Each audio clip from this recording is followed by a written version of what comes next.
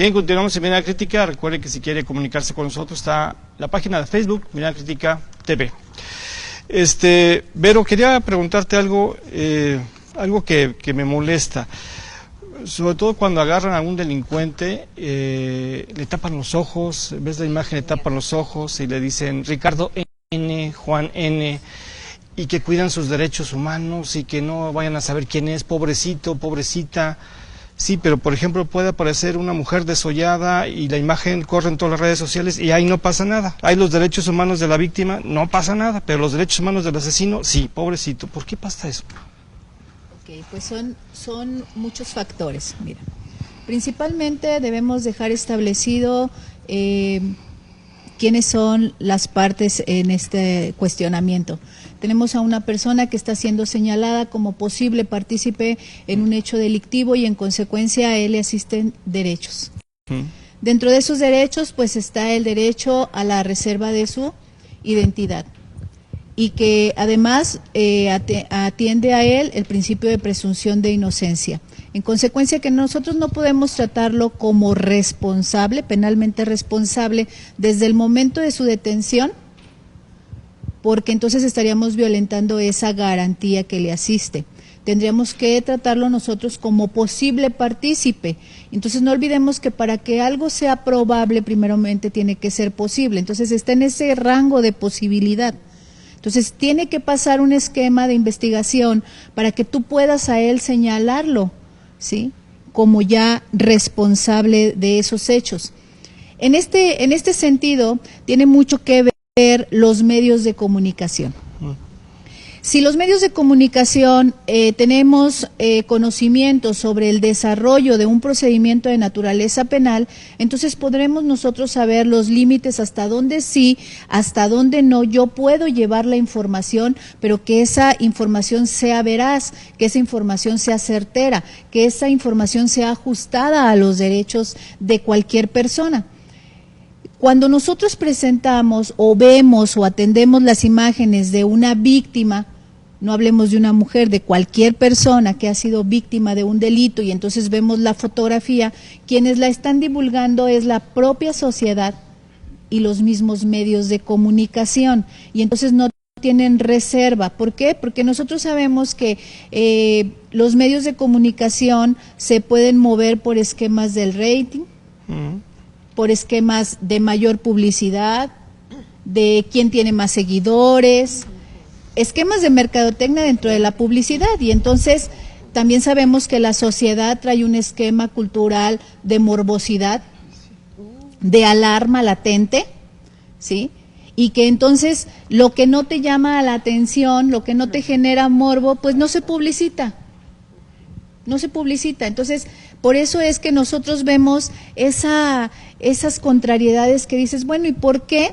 ¿Por qué una persona que está señalada como posible delincuente o posible persona que está cometiendo un delito, sí se le cuida? Ah, pues porque es una obligación de la autoridad. ¿Y a las víctimas? Es una obligación de la autoridad, pero si nosotros tomamos conciencia, tenemos nosotros protocolos de actuación muy interesantes. Por ejemplo, si nosotros tenemos un hecho delictivo en donde hay un lugar de intervención, tenemos un cadáver, un cuerpo sin vida, y entonces tenemos un policía, primer respondiente, que llena y acordona el área, el primero que se molesta porque le pones un cordón, o es el medio de comunicación, y es la sociedad, porque entonces dice, oye, ¿tú por qué me pones una? Pues porque estoy preservando, no solamente estoy preservando los indicios, estoy preservando la integridad de esa persona que en ese momento yo sé que está sin vida. Y entonces te molestas y empieza ese choque entre particulares y autoridad. Y entonces, ¿qué hacemos? Buscamos medios. Tenemos los drones. Sí, de alguna manera tengo que hacerlo. Sí, sí. ¿Por qué? Porque entonces yo no vendo mi nota. Entonces yo no vendo mi nota, entonces yo no voy a tener la nota a primera mano. Y entonces vemos en las redes sociales que dice transmitiendo en vivo y entonces estoy generando yo una secuencia de cómo se están desarrollando los hechos, estoy entrevistando a los testigos que van a formar parte de la integración de una carpeta, estoy adelantando, estoy prejuzgando el caso Le estoy malinformando a la sociedad sobre hechos porque nosotros ya tenemos una historia de los casos que han mencionado, que yo no quiero entrar al fondo de ese asunto porque no podemos prejuzgar. Hablamos que ya tenemos nosotros una historia construida de Fátima. Pero nosotros fuimos a las audiencias y escuchamos la imputación. ¿Verdaderamente corresponde lo que se dice en el medio de comunicación con lo que se desarrolló en audiencia? ¿Quién sabe? Sí. Y entonces no lo sabemos, entonces tenemos una confronta. Pero si más adelante salen absueltos, va a decir, las autoridades no sirven, las autoridades no funcionan, es un juez vendido, es un ministerio público ineficiente, es un policía corrupto. Pero resulta que salió porque tuvo una debida defensa. O porque se violentó alguna... O porque se violentó alguno de esos esquemas de protocolos de actuación. ¿Sí? A lo mejor había un indicio importante, pero tu medio de comunicación lo alteraste. Es más, lo destruiste. Es más, la policía no lo encontró. El perito jamás lo procesó. Entonces, son muchos esquemas que debemos de cuidar nosotros dentro del proceso penal. El proceso penal funciona y funciona bien. El proceso penal es transparente. El proceso penal es ágil, es hábil. Al servidor público le exige mucho. Disciplina, conocimiento, estrategia, táctica, técnica. Le exige demasiado. Pero si nosotros no estamos socializados, no estamos enterados del desarrollo del procedimiento, entonces ocurren estas situaciones. Ahora, un tema importante, todo el mundo dice, bueno, ¿y por qué a ciertos delincuentes sí muestra su rostro y a ciertos no? Bueno, porque son excepciones a la regla. ¿Cuáles son las excepciones a la regla? Delincuencia organizada. Las personas que pertenecen o que forman parte de grupos de delincuencia organizada son enemigos automáticos del Estado. Y entonces es importante que todo el mundo sepa, los ubiques, que todo el mundo sepa que ellos son enemigos del Estado porque están generando un mal social. Y entonces por eso te los presento, por eso conocemos a los grandes narcotraficantes, por eso los vemos hasta en la fotografía y ofrecemos recompensa, por eso tenemos nosotros una ley nacional de recompensas, por eso tenemos todos esos esquemas dentro de las fiscalías en donde sí nos permite en casos específicos mostrar el rostro de la persona. Pero cuando se trata de delitos del orden común, entonces ahí sí no. ¿Por qué?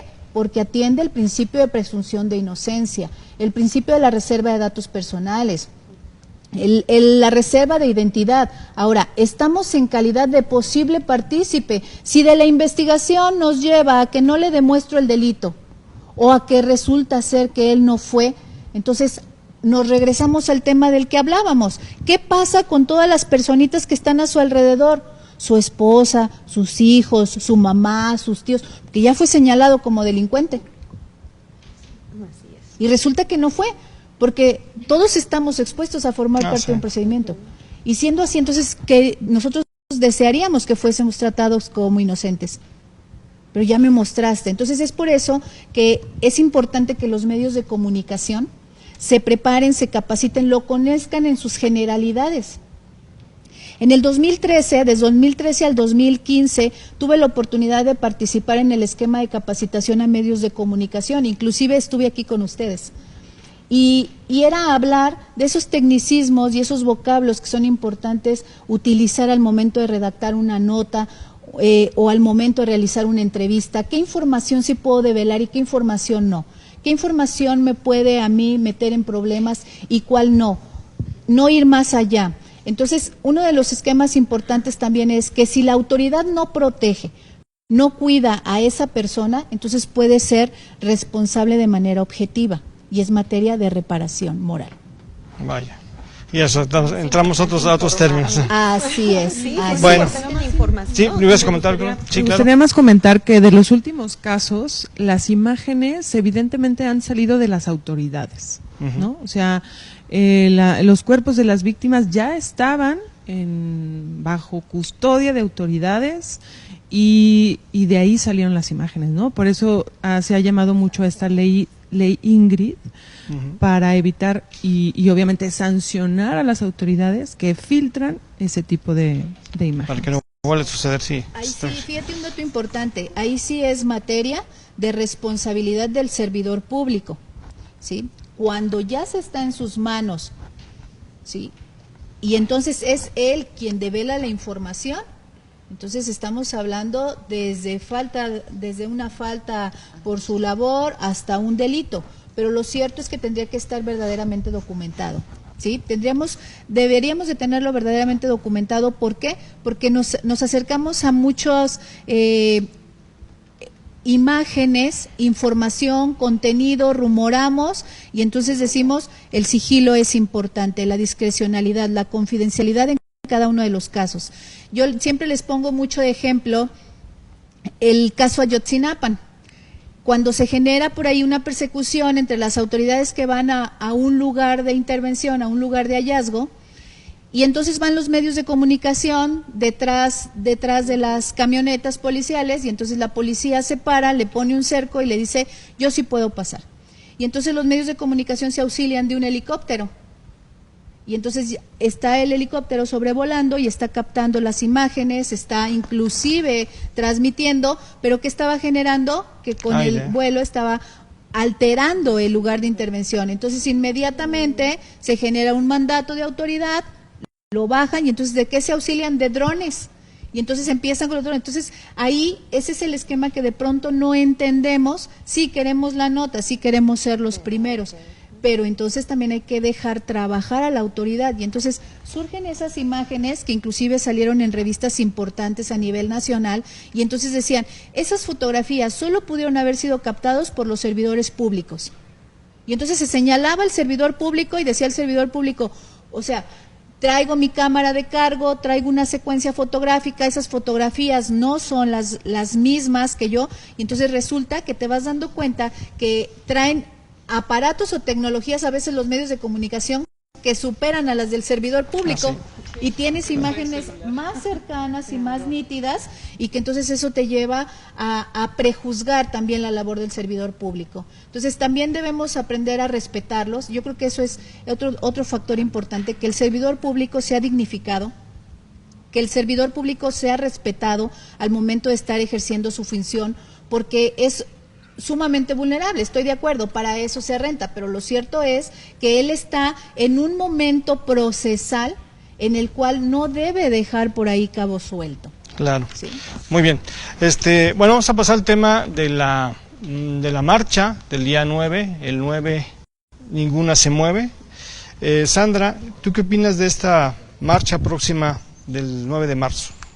Bueno, yo creo que para empezar la marcha no está... Bueno, muchos no están informados acerca de cuál es el objetivo de esa marcha, como comentaban hace rato, porque muchos creen que es un levantamiento de empoderamiento femenino únicamente, cuando en realidad no. O sea, yo hoy estaba comentando en mi salón de clases que una maestra nos dijo, las mujeres pueden faltar ese día sin problema, yo no voy a tomar lista y a los hombres pues les voy a dar como que una plática de la situación por la que están pasando. Y yo sí le pregunté, ¿y por qué los hombres no pueden faltar si se supone que estamos buscando una equidad o una igualdad? Y pues decíamos que ese día los lugares que ocupábamos las mujeres ahí en el salón iban a estar vacíos y que eso iba a crear una conciencia y que iba a ser una visualización de cómo sería en caso de que alguna de nosotras no regresara, de que alguna de nosotras apareciera en algún vado al día siguiente o de que alguna de nosotras terminara secuestrada.